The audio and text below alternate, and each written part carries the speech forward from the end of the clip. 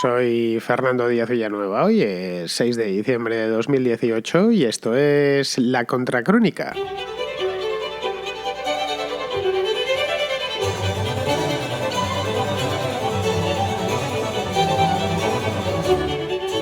La cumbre del G20, que se celebró este fin de semana en Buenos Aires, acabó sin pena, pero también sin gloria. Al final todo quedó como documento resumen, manifiesto final de esta cumbre.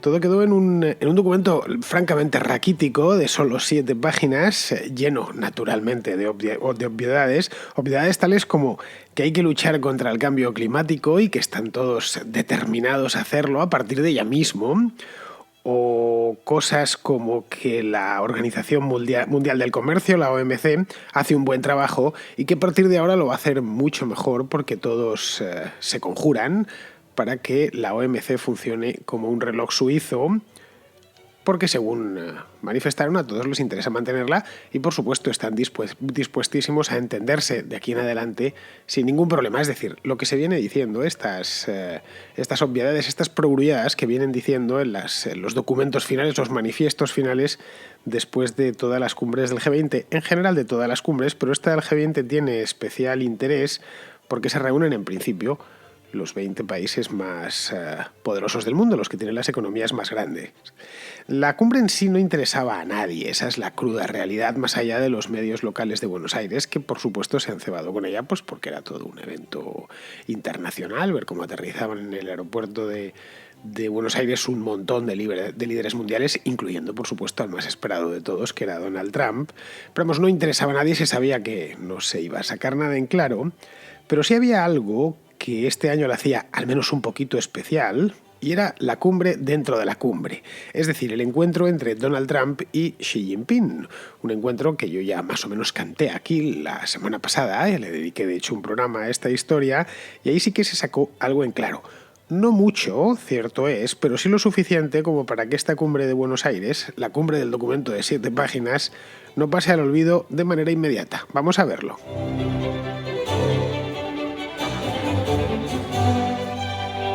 Las cumbres del G20, la verdad, y esto normalmente no suelen decirlo con esta crudeza, pero es la verdad. Yo, total, solo me debo a mis oyentes, no me debo ni a los bancos, ni a los políticos, ni por supuesto a ningún tipo de interés, así que puedo decirlo con total franqueza. Las cumbres del G20 no sirven para nada, sirven esencialmente para mostrarse, para que se muestren los líderes que van allí, que asisten a ellas. Ojo, no es una cosa de las cumbres del G20, también sucedía con las cumbres del G20 cuando se llamaba G7 y cuando solo iban 7 países, que luego posteriormente se convirtió en el G8 cuando introdujeron a Rusia. De hecho, en esto hay una cosa que es casi automática si estudiamos un poco la historia de estas cumbres, de las cumbres G podríamos llamarlo, empezó siendo, como decía, el G7, y es que cuantos más miembros se meten en estas cumbres, más gente, más cabezas meten en la foto de familia final, menos importa la cumbre en sí y más importante es mostrarse y aparecer y que se vea, o mejor dicho, más que se vea, que se les vea. Al final, para todo lo que ha quedado estas cumbres, es para hacer relaciones públicas y para que los líderes de cada país empleen su presencia dentro de la cumbre en clave interna. Esto lo hemos podido ver en Argentina, lo hemos puesto en Argentina muchísimo, la prensa bonaerense se ha despachado a gusto, la prensa argentina en general se ha despachado a gusto con este tema durante el fin de semana pasado. Era abrir el diario Clarín o La Nación o cualquiera de ellos y prácticamente eran ediciones monocolor sobre la cumbre del G20. Tiene cierta lógica, estaban aterrizando en Buenos Aires pues los líderes mundiales más importantes, pero en el resto de países, caso por ejemplo de España, que estuvo Pedro Sánchez por allí, pues era ver cómo él se daba un baño de liderazgo en definitiva, y supongo que si lo hizo Sánchez para España, pues lo haría May en el Reino Unido, Merkel en Alemania, y así un larguísimo etcétera, hasta contar 20 y tantos. Bien, como veis, lo de menos es la cumbre y lo demás es esto venderlo en la prensa interior, la prensa nacional, ¿no? Algo así como mostrarse a sus propios ciudadanos, a los votantes, y decirles, bueno, los votantes en los países en los que haya votantes, que no todos, que el grupo del G20 no distingue dictaduras y democracias, pues es mostrarse en la prensa y decir, ¿veis lo importante que soy? ¿Veis cómo estoy aquí abrazándome con Donald Trump y con los principales líderes, dándole en la espalda al presidente de China o al de Canadá? La verdad es que desde que empezaron a organizarse este tipo de eventos, de eventos el G20 quiero decir, porque el G7 es muy anterior, ya en los años 80 existía el G7, esto fue allá por el año 2008, yo recuerdo el primer G20. Desde entonces se han celebrado en total 13. Es como, si han pasado solo 10 años, ¿cómo se han celebrado 13? Porque al principio se organizaban 2 al año. Luego ya empezaron, como vieron que realmente no servían para gran cosa, pues con una era suficiente. A partir del tercer año ya los principales líderes dijeron que no tenían hueco en la agenda y que con una vez bastaba. Total, para al final dejarlo todo en un manifiesto de 7 páginas lleno de progrulladas, pues con hacerse una foto al año es más que suficiente. Se han celebrado 13 contando la de Buenos Aires de este fin de semana. La primera de todas fue en Washington, ya digo, allá por el año 2008, y fue poquito después, lo recuerdo, en noviembre, un par de meses después de que quebrase Lehman Brothers. Esto fue una idea que vino de Estados Unidos, no fue cosa de Obama, como mucha gente piensa, empezó a reunirse el G20 como tal en tiempos de Bush. Al final, el primero que recibió, que fue el primer anfitrión del G20, fue George Bush. Estaba saliendo, ya estaba con un pie fuera de la Casa Blanca. Unos meses después llegó Obama y la idea había venido de Larry Summers, que, bueno, este fue secretario del Tesoro con Clinton hace ya muchos años. Summers es uno de estos burócratas internacionales, estuvo también en el Banco Mundial en su momento, que tienen una fe ciega en que las organizaciones supranacionales sirven para todo. Que basta con reunirse, con hacerse una fotografía y cuantos más líderes y más representantes metan mejor, y a partir de ahí todo se puede solucionar. Es un tipo de funcionario internacional que es casi diría que impropio de los tiempos que corren, muy habitual en los años 50 y 60 del siglo pasado, cuando todavía se consideraba que estos organismos internacionales podían tener algún tipo de función y no se iban a convertir en lo que al final se han convertido, la mayor parte de ellos, incluido por supuesto la ONU, que es en unas burocracias gigantescas y por lo demás una auténtica jaula de grillos. Pero bueno, el hecho es que Summers propuso, él venía ya desde hacía años con esta historia y consiguió colarla. Y al final el resultado ha sido pues el que estaba previsto desde el principio, que esto, una vez pasado aquellos momentos de angustia y de zozobra que sucedieron a la quiebra de Lehman Brothers y la economía cayendo a plomo durante aquel otoño-invierno del año 2008-2009, pues a partir de ahí que se iba a quedar en poco menos que una gran reunión de relaciones públicas a la vista de todo el mundo. Es decir, no se encierran en un hotel, van medio escondidas, no, lo hacen a la vista de todo el mundo. El año que viene se celebrará en Japón, se cambia en cada país, y la verdad es que si se cancelase no pasaría nada, no cambiaría nada sustancial en el mundo. Bueno, sí, que los japoneses, no sé si es en Tokio o en Osaka, me pareció leer, pues que los de Osaka se quedarían, sí, la prensa de Osaka se quedará sin esas fotografías tan estupendas, pero nada más, el resto no afectaría en absoluto. El de este año en Buenos Aires, de hecho la cumbre de este año en Buenos Aires, había solo un interrogante, si vamos a la pura esencia, que era el que planteaba yo aquí la semana pasada, es si llegarían Estados Unidos y China a un acuerdo sobre sus disputas comerciales. A partir de ahí todo lo demás era mera hojarasca, eran apretones de mano, sonrisas, complacencia mutua. Los líderes, por supuesto, mostraron el amor que se profesan los unos a los otros.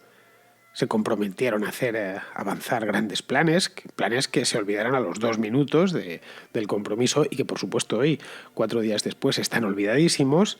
Bueno, y evitaron ponerse una sola mala cara. La declaración final, esta que os he comentado al principio del programa, pues fue el resultado inevitable. Una declaración anémica, llena de obviedades. Y luego las reuniones bilaterales, que es otra de las partes importantes del G20, es decir, más allá de la foto de familia, sí se convocan, se reservan una serie de reuniones bilaterales entre los distintos líderes. La mayor parte de ellas pasan sin pena ni gloria, nadie se entera, más que quien esté siguiendo esto casi al minuto, que deben de ser 4 periodistas. Pero todos los años durante la cumbre siempre hay alguna reunión que más o menos importa y suele tener a Donald Trump o al presidente de Estados Unidos, el que esté, por supuesto, como protagonista. El resto, pues, podéis imaginaros lo que fue. Fueron reuniones bilaterales que se convirtieron en una ensalada de cumplidos. Aun con todo, y dicho esto, y he empezado con fuerza para que no nos llevemos a engaño, algo sí se sacó en claro de esta cumbre. Tal y como estaba previsto, Donald Trump y Xi Jinping se vieron las caras. Estaba previsto porque se habían reservado la reunión y lo habían anunciado a la prensa. Se sonrieron, por supuesto, y al parecer hablaron largo y tendido. Trataron, no sabemos qué temas trataron porque no estábamos ninguno de nosotros allí presentes y por supuesto no se grabó esa reunión y si se grabó no se ha hecho pública la grabación. Pero bueno, se les vio cordiales, con ganas de entenderse, al menos eso es lo que parecía desde fuera. Lo que sí ha salido a la prensa, de lo que nos hemos enterado, es que alguna que otra cosa sí se materializó de aquella reunión. Por ejemplo, se anunció una reunión entre Donald Trump y Kim Jong-un, líder supremo de Corea del Norte, que la Casa Blanca ni siquiera anunció durante la cumbre, sino cuando ya había terminado. Bien, entiendo que se conoce que Trump quería consultarlo con Xi Jinping antes de dar el paso, lo cual tiene cierta lógica. No querrá molestarle y se lo comentaría, y una vez ya recibió el placet, pues tiró para adelante. Pero claro, no estaban ahí para eso. No se habían reunido, no habían ido hasta Buenos Aires a organizar todo este tinglado para que Donald Trump le dijese al presidente de China que se iba a reunir con el líder supremo de Corea del Norte. No tendría mucho sentido, la verdad. Eso, de hecho, podían haberlo hablado por teléfono sin problemas. De hecho, una cosa tan elemental podían habérsela escrito por correo electrónico. Estaban ahí por otro asunto, por el tema comercial. Y este asunto, que era el más importante con diferencia sobre todos los demás, se saldó con algo parecido a un alto el fuego no declarado, cierto es, pero que dejaron ver que había cierto nivel de acuerdo. No sabemos hasta qué punto el nivel de acuerdo o si eso se ha sustanciado en algún tipo de documento firmado, pero por lo menos desinflamaron la situación, es decir, se concedieron mutuamente un armisticio.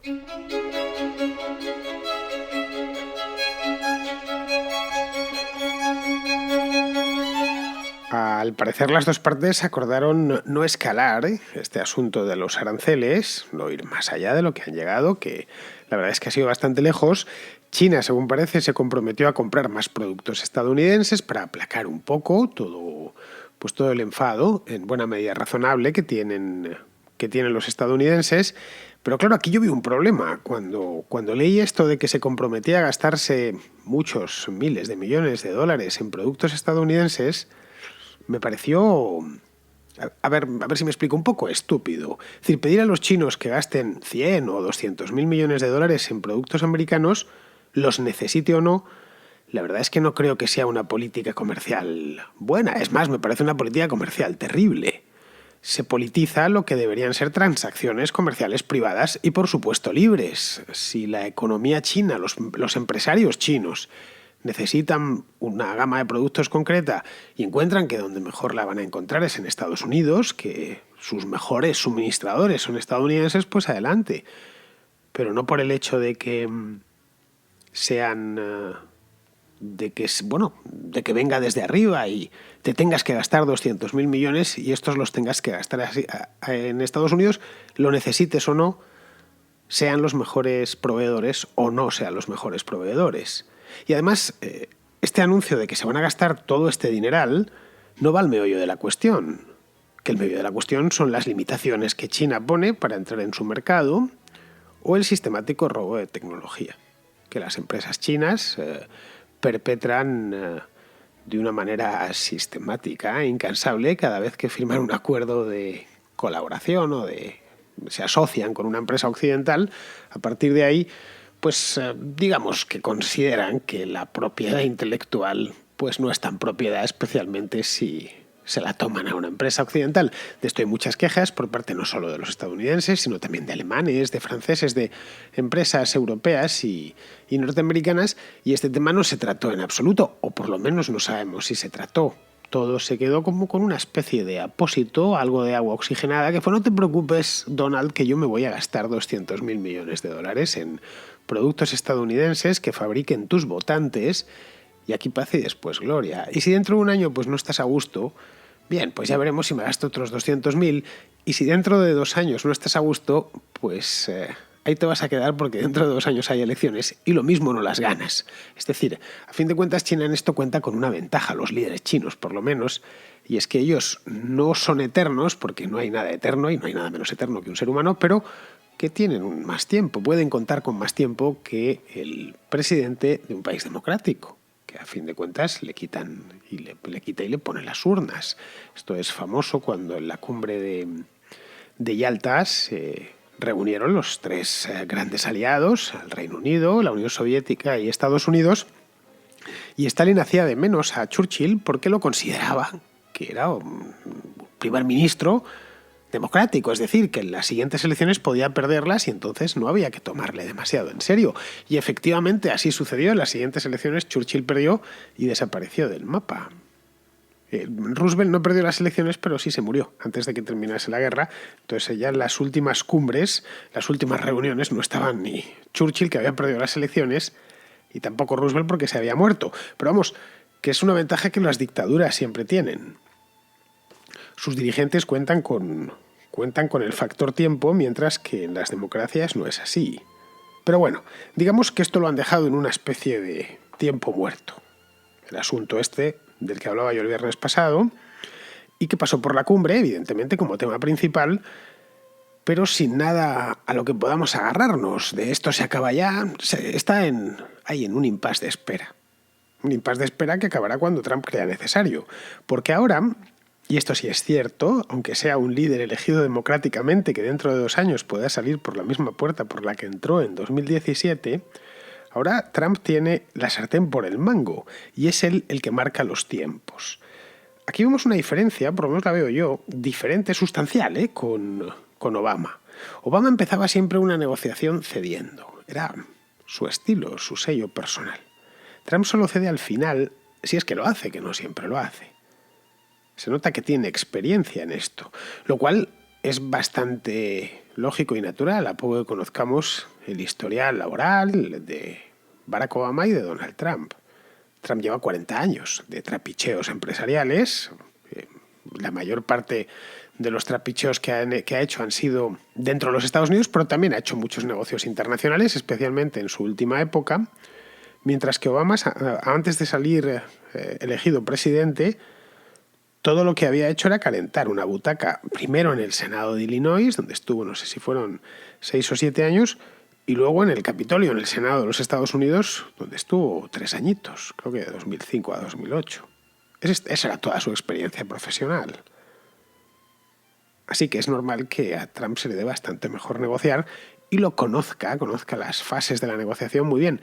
De hecho, uno de sus libros, el libro por antonomasia de Donald Trump, es The Art of the Deal, el arte del acuerdo, el arte de la negociación.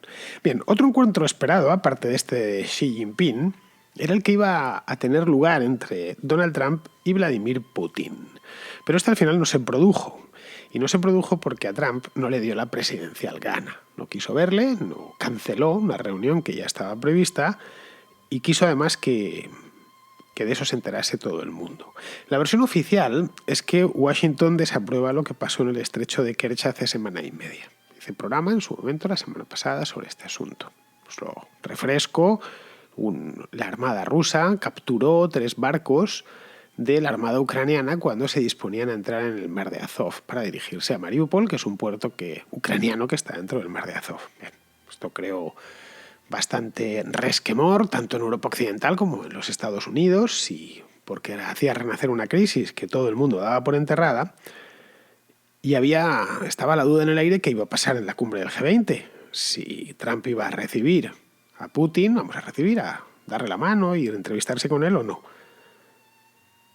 Pues no lo hizo. No lo hizo probablemente porque no le apetecía. Al margen de que esté a favor o no esté a favor de lo que esté pasando en Ucrania. El hecho es que Trump, a poco que hayamos seguido un poquito esta cumbre, se le notaba que estaba a disgusto en Buenos Aires y no quería ver a nadie. Se fue antes de la foto oficial incluso. Esto fue una cosa llamativa. Mauricio Macri tuvo que pedirle que regresase. Luego se colocó en primera fila entre Macron y Shinzo Abe, que es el primer ministro de Japón.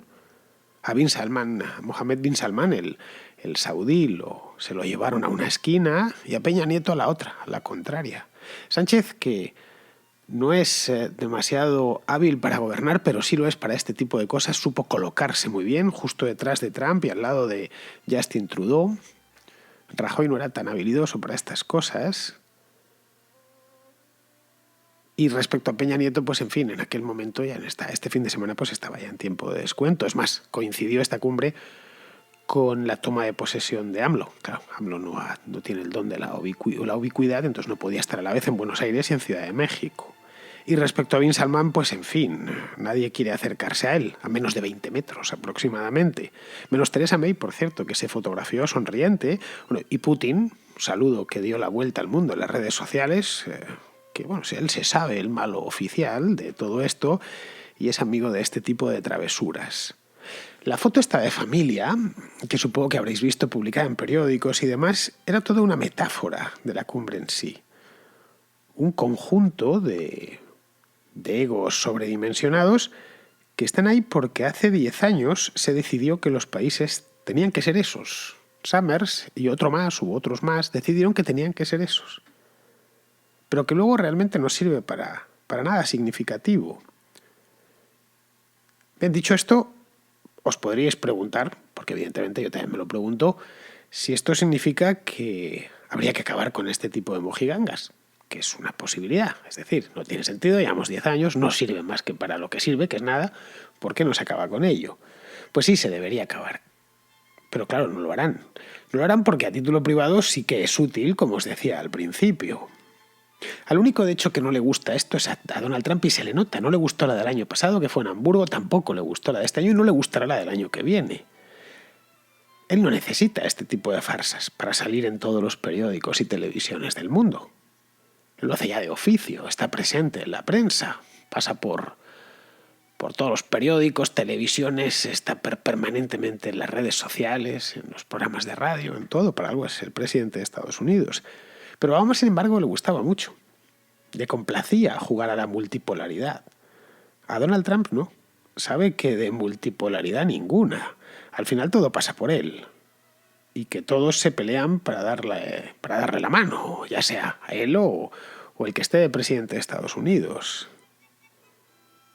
Sabe también que de esa jaula de grillos solo va a sacar la cabeza caliente y los pies fríos, que es lo que le pasó en Buenos Aires. Sabe que de estos encuentros que se han convertido en una especie de letanía, que en su momento, allá por 2008, podían tener cierto sentido, pero que lo perdieron hace tiempo, todo lo que sale es mucho ruido, bastante, desde luego mucho ruido mediático, pero muy poquitas nueces.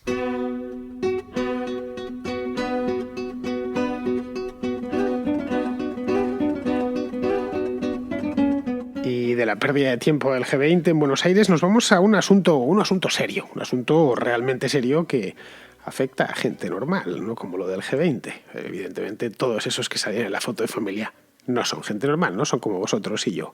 Me refiero a la reforma fiscal que acaban de aprobar en Costa Rica. La hablé aquí en una contrarréplica, lo comenté hace, pues no lo recuerdo, un par de meses, sí, en septiembre, quiero recordar, cuando empezó la mega huelga esa que está teniendo todavía hoy lugar en Costa Rica, una mega huelga de funcionarios. Pues bien, han aprobado por fin esta reforma fiscal y nos lo quiere contar Liz, que está allí mismo, en la misma Costa Rica. Te cuento que el lunes 3 de diciembre se aprobó en Costa Rica el plan fiscal, se aprobó en segundo debate, lo que significa un cese a años de zozobra, puesto que 2 administraciones ya habían intentado generar este plan fiscal y había sido infructífero. Sin embargo, el día de ayer lunes, por fin se pudo realizar y la verdad es que muchos estamos muy contentos, otros no tanto. El país está dividido de cierta manera. Hemos tenido una huelga que el 10 de diciembre cumple ya 3 meses, sin embargo no detuvo el plan fiscal como tal y pasó por dicha sin problema. Digo por dicha Y esto puede sonar paradójico porque ¿qué es eso de un libertario estar feliz porque le van a cobrar más impuestos? Y la verdad es que sí, cuando yo me pongo a ver la reforma, no es mi reforma soñada, no es la reforma que yo quisiera, no es el plan fiscal que yo considere que es el que nos va a sacar adelante. Sin embargo, es el que viene a generar las bases para construir nuevas reformas que sí nos lleven a generar un cambio realmente. No, son 5 capítulos. La reforma está constituida de 5 capítulos. 2 de ellos están dedicados, uno a empleo público y otro a la regla fiscal, que lo que hace es impedir a nuevas administraciones, independientemente del signo político, que gasten por encima del presupuesto que ya está establecido. Entonces esto viene a poner ciertas amarras, por así decirlo, a estos gobiernos que se, que se que gastan y gastan y gastan, ¿verdad? Sin ninguna mesura. Entonces aquí nos aseguramos que por lo menos no vengan a despilfarrar un montón de plata. Por otro lado, el empleo público es quizá en el que estoy más de acuerdo, aparte de la regla, porque la verdad es que aquí los trabajadores, en realidad la OCDE a inicio de año vino a hacer un estudio y dictaminó que realmente nuestro estado, digamos, el sector público más bien no es tan grande, sin embargo se les paga mucha plata a esos empleados. Los bonos son exagerados, los pluses que se les dan son privilegios, no son derechos, se les paga por todo. Da vergüenza y risa a la vez, pero risa por no llorar, ver las cosas que se les pagan. Entonces, yo espero que pronto termine la huelga, porque ya es un sinsentido, porque no detuvieron el plan fiscal, que a fin de cuentas era lo que ellos querían. Ahora el debate está en la nueva reforma que se va a hacer al empleo público y no se sabe, hay posiciones encontradas, está el sector que piensa que se debe aprovechar la coyuntura, que hay alianzas entre los partidos más importantes, que los sindicatos ya de por sí están en huelga, entonces no pueden amenazar así como que con más huelga. Entonces, de cierta manera es una coyuntura propicia para generar cambios, pero por otro lado hay otros que dicen que no es conveniente porque vamos a caldear más los ánimos y que lo que tenemos que tener es un espíritu de consenso y ponernos a hablar y a dialogar para que se puedan llegar a acuerdos.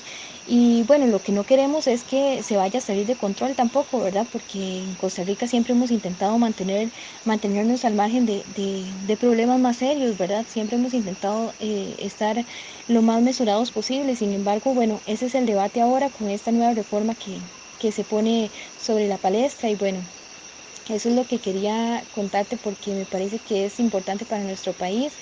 No es la reforma soñada, estoy segura que muchos de nosotros haríamos un montón de cambios, pero a más no tener tiempo, no queda otra que pasar esta reforma y a partir de ahí sentar las bases para generar nuevos cambios.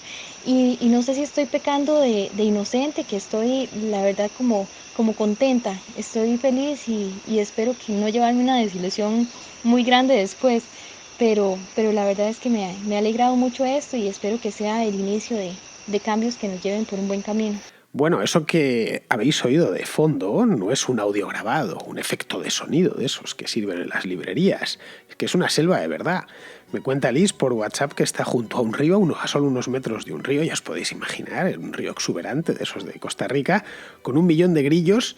Bueno, 1 millón de grillos grillando, que lo que los grillos hacen es grillar, es la actitud, más que la actitud, la actividad propia de los grillos. Vamos, una maravilla. El lema nacional de Costa Rica, para el que no lo sepa, es pura vida. Pues eso mismo es lo que acabamos de escuchar en este mensaje, en esta nota de voz que nos ha enviado Liz. Bien, sobre el tema en cuestión, lo leí el otro día en el periódico, lo dieron, fue el lunes por la tarde, estuve leyéndome el reportaje completo y la verdad es que es un rejonazo fiscal en toda regla. Incrementa varios impuestos, incrementa el de la renta, creo que también el de rentas del capital, se inventa el IVA, la figura del IVA que no existía en Costa Rica. También es cierto que incorpora algunos ajustes de gasto público, quiero decir, que está disparado. A ver, yo creo, así brevemente, yo creo que el problema de Costa Rica, ya lo comenté en septiembre cuando me trajisteis este tema, es que tiene un déficit bestial, es del 7%, es una barbaridad, y una deuda de más del 50%. Pues un país pequeño, de menos de 5 millones de habitantes. ¿vale? Tiene una moneda convertible, como es el colón, que es más o menos estable. La inflación en Costa Rica debe rondar el 2%, una cosa así, 2-3%, pero claro, con la que tampoco se pueden hacer muchos experimentos. Como por ejemplo, los puedes hacer con el dólar, los puedes hacer con el euro. Con el colón no puedes hacerlos. Pues bien, con un escenario semejante no tenía mucha más opción Alvarado que meter un ajuste de caballo, que además venía condicionado por la huelga de los empleados públicos, que llevan, como bien nos cuenta Liz, desde hace 3 meses pues dando la paliza y cortando calles y no yendo a trabajar. Sí, creo que han tenido hasta que suspender las clases en las universidades. Así que Alvarado, que es el presidente, Carlos Alvarado, ha optado por una solución salomónica, tomada además in extremis, porque esto debió hacerse hace 8 años, no ahora. Cuando el déficit se le disparó, pues hace 8 años estaba Laura Chinchilla, pues a Laura Chinchilla. Luego que siguió gastando y alegremente y engordando la deuda pública. Luego vino Solís, Luis Guillermo Solís, siguió dando hilo a la cometa 4 años más, hasta que Carlos Alvarado se ha encontrado con el pastel encima de la mesa y se lo ha tenido que comer entero. Vamos, el clásico cortoplacismo, suicida, por lo demás, de los políticos. Nada que no conozcamos. Al final, ese cortoplacismo de ir viviendo al día durante 8 años, a pesar de que esto se sabía, ya digo, desde 2010 por lo menos, que es cuando, ya digo, se les dispara y se les va, no sé si al 5 o al 6%, estoy hablando de memoria, cuando me lo estuve estudiando hace un par de meses, pues si se hubiese solucionado de entonces, hoy no tendríais que pagar IVA, por ejemplo.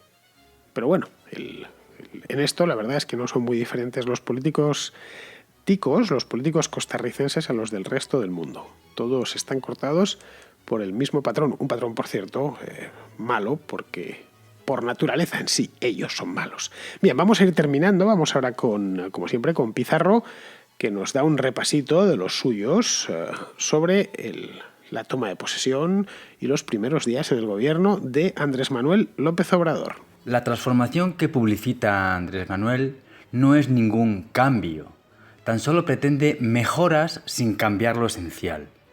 Aboga por un México más justo, más igualitario, más conciliador, más fraterno, más inclusivo, sin negar que ya lo sea, aunque en un grado a su juicio insuficiente.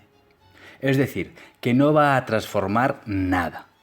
Por otra parte, las transformaciones de verdad, en las que el resultado es en esencia diferente al origen, se producen pese a los transformados por la fuerza y la tozudez de los hechos, no por transformadoras legislaciones ideológicas gubernamentales. En todo caso, resulta de mal augurio, teniendo en cuenta los desafíos a los que se enfrenta el presidente mexicano, que comience su mandato con un delirio megalómano. Lo mismo el revocatorio de dentro de 3 años, si finalmente lo convoca, llega tarde. Un cordial saludo de Pizarro. Muy bien, queridos amigos, hasta aquí ha llegado la contra de hoy. Por cierto, estuve ayer en Valencia, ya os lo había comentado ayer, estuve dando una charla sobre el lenguaje en los medios de comunicación. Estuvo muy bien, mi agradecimiento a todos los que fueron en persona allí. Se llenó la sala, eso es cierto, yo no me lo esperaba, la verdad.